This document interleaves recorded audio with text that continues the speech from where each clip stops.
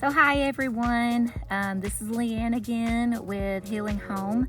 The other day I had a video about my biggest symptom with my mold toxicity, and I wanted to share more about how I am managing that because it was such a problem.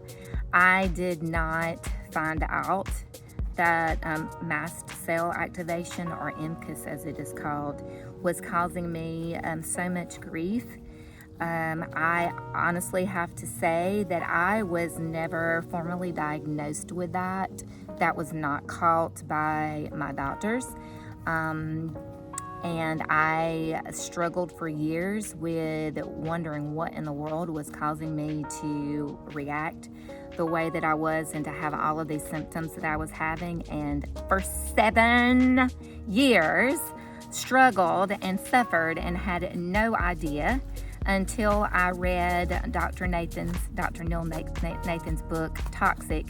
And then I really realized what was causing me all of these problems. I had so many of the symptoms and felt exactly the way that it was described, and I knew that I could work on natural ways of trying to manage it and to see if it caused me to feel better, and it has.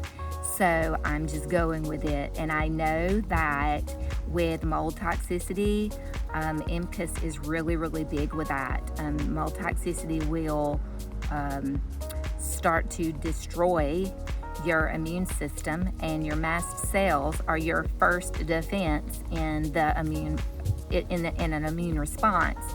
Like if you get stung by an insect, or if you get hurt, cut or whatever, that is going to be the symptoms that you have, like the swelling or the itching or whatever, to try to protect your body. And mold toxicity can cause that whole immune response to go wacko, and so you'll start reacting to all kinds of things. And actually, that is the reason that I resigned my position, because I was reacting to everything at that point. I was reacting more so to mold, which then caused me to, I was reacting to my thyroid medication, I was reacting to everything. So and at that time I had no idea that it was the MCAS that was causing it. And I had all of these symptoms, and again, trying to just put out fires all over the place, and not realizing that what I was doing to try to help myself was probably counterproductive and probably was not helping as much. It wasn't helping as much as it would have if I'd have just had known what I had and would have been treating it. Probably wouldn't have had to resign. But anyway, so I just wanted to go over with you some of the protocol information. I will send a document to outline what I am saying here. So if you want to try anything out, or if you have any questions about it, just to please let me know.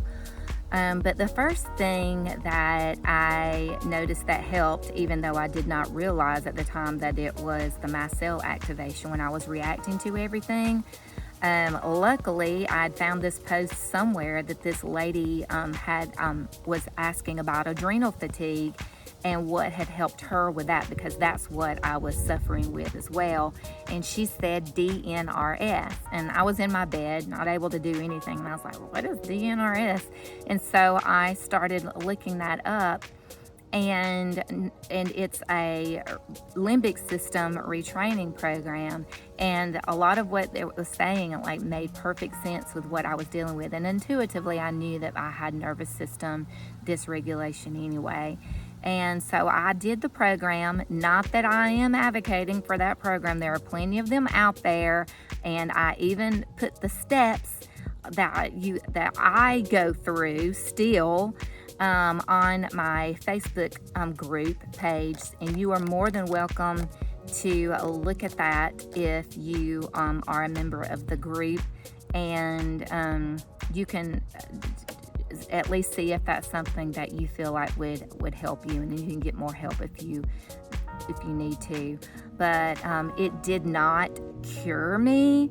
It did at that point get me out of the bed, and it gave me more energy, and it helped me at least to function a little bit. But like I said, it still did not cure me. I had to do more, but it did make me feel better. And then the next thing that I realized I had to recognize more were the foods that were causing reactions. I did realize before I knew that I had the MCAS that I had a problem with taking a lot of supplements, and that they would cause these weird reactions to take place. And foods did it, even heat.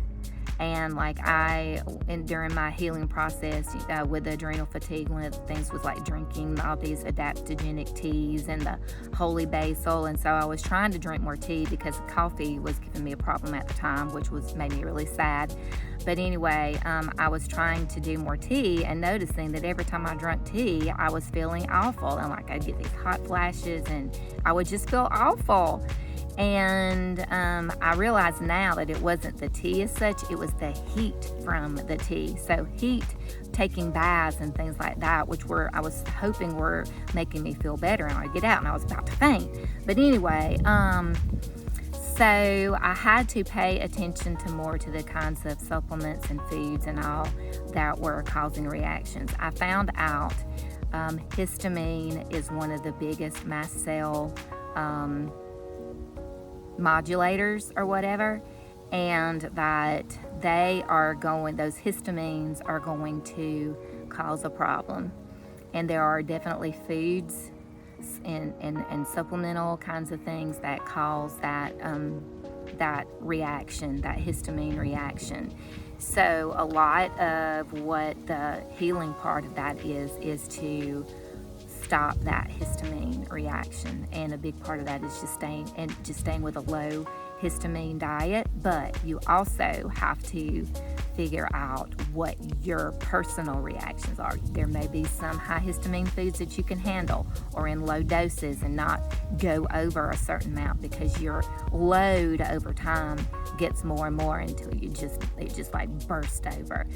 So you have to, that's why awareness is so important. You have to be aware and pay attention to what is going on with your body. I didn't say this in the last video about my worst symptom, but there are so many symptoms. A big one that I noticed really quick when I started to react, and when I didn't know that that's what it was blood sugar dysregulation. And I did realize that when I was having these reactions, that my inability to regulate my blood sugar was worse. And my mistake at first was thinking that that sugar was the way to go. I had been poo-poo on sugar because I'd already realized, I was already I wanted to be healthy, and this was 10 years ago or whatever. So I had already gone poo-poo on sugar. And so then when I started having blood sugar issues, and plus I know thyroid issues can cause blood sugar problems, and so I blamed it on my thyroid, like I did everything else. But I started having more sugar, and I started sort of being an advocate for sugar. After then, oh my gosh, and the orange juice that I drank, because it made me feel so much better. But the only problem with that is when you have mold toxicity and you're taking in a lot of sugar, the mold, the mycotoxins and all of those things that are invading your body with the mold, they love sugar. That's what they thrive on. And so while I was making myself feel better in one way, I was actually causing more of a reaction, growing the mycotoxins, which was increasing my toxic load, which was making me more inflammatory.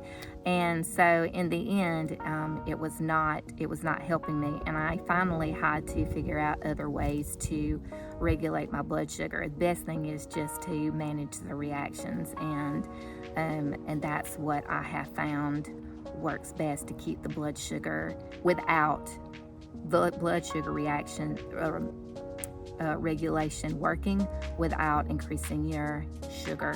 And also I found out that I didn't have to eat every 2 hours or worry so much about when I ate. When I was reacting to everything and my blood sugar was so bad, I was eating like every hour, like just small portions of things. And you just give your body more of an opportunity to react to things. And so while that made me, that was what I probably needed in that moment with where I was, in the long run, it's not good. So after I, first of all, was doing the brain retraining steps and then paying attention to the food supplements or whatever that was causing me a problem, then I had to work on intermittent fasting. And you will see in a lot of research that they say that that is good for MCAS, but you have to make sure that your body is ready for it and not that you're not reacting, because it won't be good, especially if you're having blood sugar regulation problems. And with that, I have created a schedule of my eating. I really pay attention to what I eat, and with that schedule, I've been able to manage it as well. And I will share that with you in the protocol document that I will give you on the Facebook group if you're a member of that.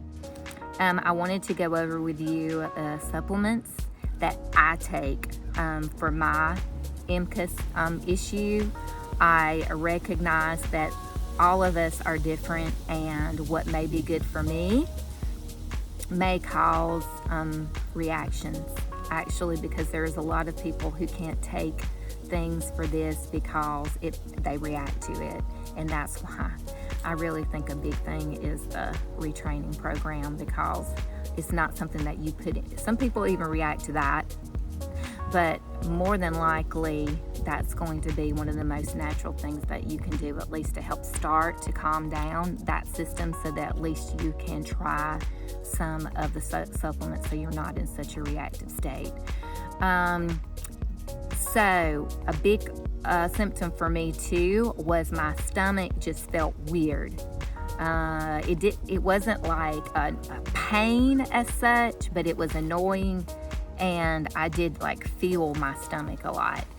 And when I was in a reaction, and especially if I was eating more things with histamine, like that's the reason I couldn't drink coffee when I was in a histamine reaction, because coffee can be high histamine as well, and it was just building up. I'm fine if I'm not in a reaction, but it can add to your reaction and then it can cause, for me, it caused me to have heartburn. And so when you're in a reaction, you may find that you have more heartburn issues.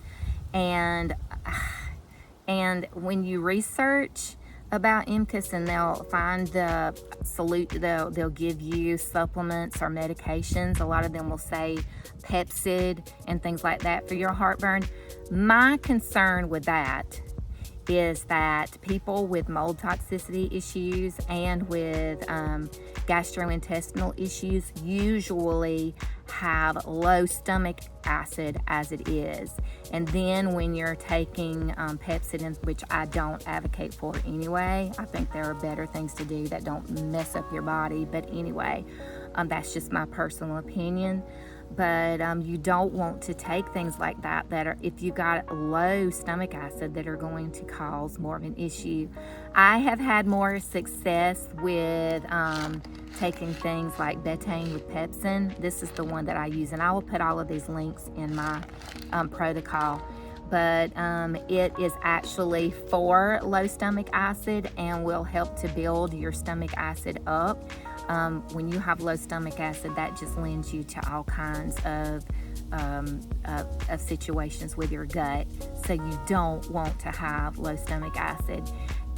If this is working for you, and if you're having heartburn and the heartburn gets better when you take these, and there's all kinds of places that you can say that gives you ideas of how to take these.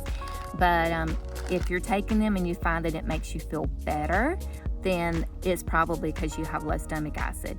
If you take these and find that it is worse, then you don't need to take them because you really probably do have high stomach acid. So to me, it's worth a try. I would just hate to be taking something for heartburn and your issue not be that you're making the issue worse. So you want to pay attention with things for a heartburn.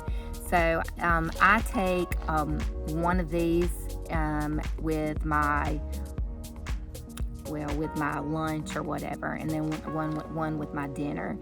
The next thing I take is a histamine enzyme.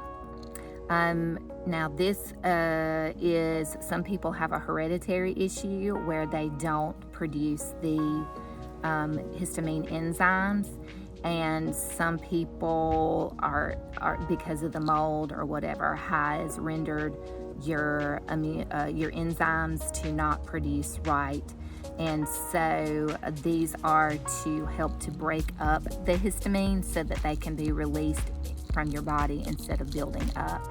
So I have taken these before, and like I said, I will put the links to these, and I take one like 15 to 30 minutes before I eat. I've tried these. There's Seeking Health is one supplement I don't have right now, but Seeking Health supplements have a lot of things for histamine if you're interested. What I'm taking now is actually ancestral grass-fed kidney, and it is a natural histamine enzyme or whatever, enzyme that you can take. So those are some that you can consider. Also, a big thing is mast cell stabilizers, and there are many of them that are natural that you can try. Quercetin is, I take one of these before I eat a big meal as well, and so 2 of these are 600 milligrams, so I'll take one with my first meal and then one with my second meal before I eat. I also take, I switch around with my probiotics, and sometimes I do these, which these are specifically for histamine issues. This is Seeking Health, which I really do like their products or whatever. I also have this Histamix, and it's got more supplements in there too. It's sort of a synergy of things that are supposed to be mast cell stabilizers as well. Vitamin C is a good mast cell stabilizer, and vitamin C is also good for your adrenals, because vitamin C, your adrenal glands are where a lot of your vitamin C goes to. And I will say that a lot of people with adrenal issues and with mold issues as well are low. I was taking vitamin C, good vitamin C supplements, and when I had mine tested, I was still deficient. So you might want to look into that. Like I said, I know some of these things will cause reaction, so you just have to, when you're starting these, if you're going to try something, go low and go slow, and then see if it will help. That is the motto: low and slow. Also, I realized that I had serious histamine reactions to both bentonite clay and to activated charcoal, caused major issues with me. And so I was reading with trying to do some research, and coconut charcoal is also good for stomach issues with MCAS, and it is also, of course, for detoxification. I've had to go really slow with these. I have a shake every day with Elemental Heal, which I will give you the link to that too, because I don't have reactions. If you're going to do shakes and all, there's so much in there, you have to be paying attention to things that are in items that you do, but I don't have reaction to that. So that's when I put like a half of a capsule in these. If I put a whole one, I'll have a reaction, and so capsules are way to go with that. So yeah, that's just some some of the things that I do, and like I said, I will put that on a document that I will share with you. But yeah, mast cell stuff is huge, huge, huge for people with mold toxicity, and it can really wreak havoc. If you're not dealing with the histamine, it's causing more inflammation in your body, and you have to get that under control so that you can stop reacting to things as much. So maybe you can take more things that will actually help you to heal.